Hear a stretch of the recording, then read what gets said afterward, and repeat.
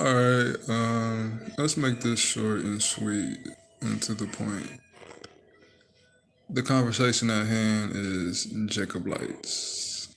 Who are the Jacobites? That's King Charles right there, what you're looking at. King James' son. And what you see right here, anybody know what that is? That's Mount Zion right there. Hashua Mariel found that. Mount Zion. He has a sword in his hand and a sculpture. Let you know he's a king and a warrior. Now at the bottom it says, the face of King Charles the First of England, House of Stuart, executed in 1619 after the Second English War, Civil War. Original font, cover of the book, Leviathan, written by Thomas Hobbes and published in 1651. Now this is the main thing, the last sentence. Later supporters of the Black Stuarts were called Jacobites. So let's take a look at his father real quick. Bam, none other, the main man, King James. But of course, they got to try to play King James. If you look it up today, that's what you're going to see, But we know that that's him. So let's do a little research on these Jacobites. That's right there. It's a black man fighting in the Independence War, the American Revolutionary War for the British. Yeah, this country would have been a lot different if the British would have won. The British was given a lot of they was arming a lot of slaves and indentured servants. The British was. Meanwhile, George Washington, you know, owned slaves, but the British was freeing slaves. Oh, excuse me. So let's read. The American historian Michael Gall-Uskos recently suggested that the text should be read in conjunctions with more analytical and thoroughly contextual works, a diplomatic way of urging caution when considering the author's conclusions. So I had a look. I had a look. Chapter 16 concerns the Jacobites, forcibly transported from Scotland after the uprising in 1715 and 1746, who, according to the authors, were sometimes enslaved. Those sent to the Caribbean were treated worse than those sent to America. There is no question that Jacobites were harshly dealt with, and what is concentrated, and what was a what's that word? Confederate attack on the Highlands way of life, but they were never regarded or treated as cattle slaves. So, the Jacobites were supporters of the Black Stuarts, and they fought to put King James back on the throne, but they lost that war. And these were black people.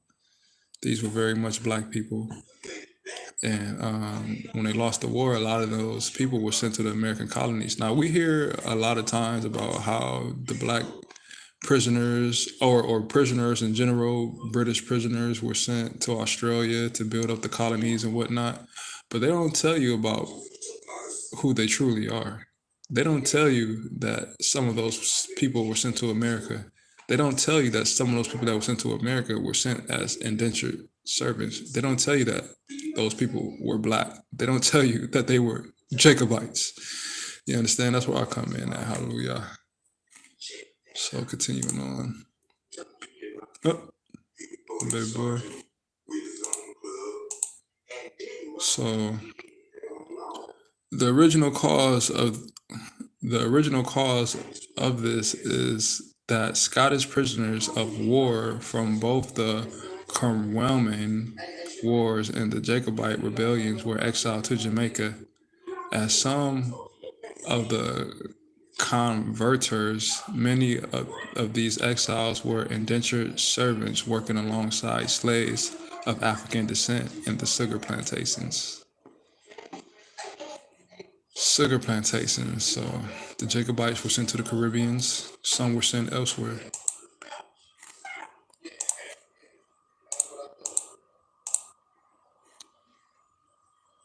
Okay, there are many special links between Scotland and Jamaica that warrant a formulations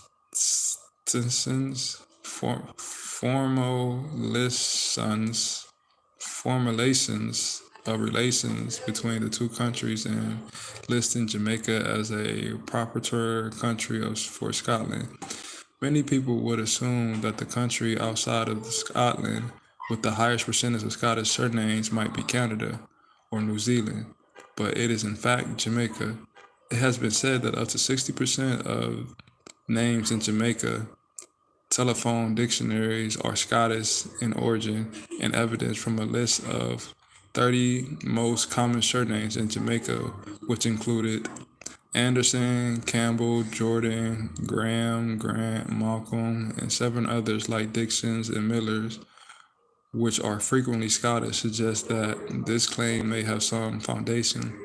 The original cause of this is that Scottish prisoners of war from both the Cromwellian Wars and the Jacobites rebellions were exiled to Jamaica, as were some of the converters. Many of these exiles were indentured servants working alongside slaves of African descent in the sugar plantations.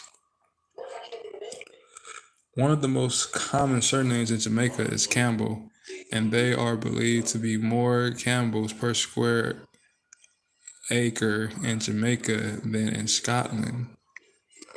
At the end of the 18th century, Colonial John Campbell, the Inverrier, left the failed Darien experiment and came to Jamaica, where he had a large family. I just got a text. A large family, which initiated the spread of the Campbell name all over the island. The frequencies of other Scottish surnames is largely a consequence of the fact that during the period of slavery in the island, a large number of slave owners and slave overseers were from Scotland, particularly from the lowlands. So they got to throw a little ish in the game, but read between the lines, you know? Indentured servants.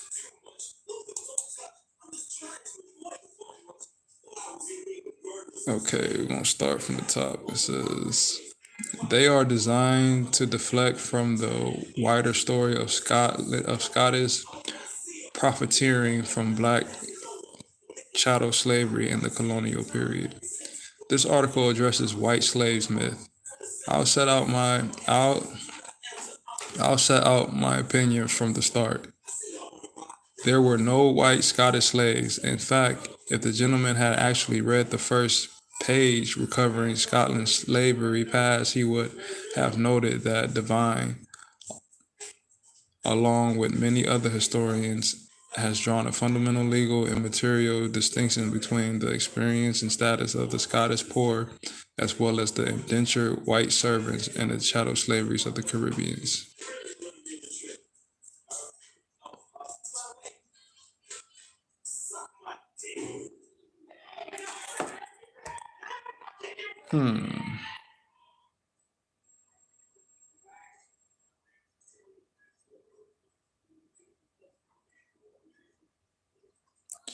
I don't know. Maybe y'all got to help me out with this, as far as this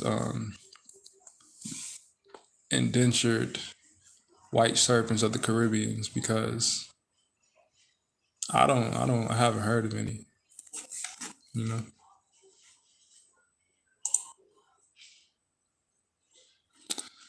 So this is a college essay that was written. It simply says, back in the earlier colonial times, slaves were indentured servants, worked for their work for their masters. A slave is a person who is from Africa, is enslaved and work for people in the colonies. And indentured servants are people who agreed to work for a person in the colonies. They are from Europe. They both had a trip, worked for a period of time, and lived with family. They're both alike because they had a trip. The servants had a nice cabin, but slaves were chained in the cargo bay. They couldn't get fresh air like the servants. The servants had an individual cabin. However, the slaves were stuck together. Servants were fed like regular passengers, unlike slaves that were fed scraps. They're both alike because they worked for a period of time. Servants worked for an agreed time.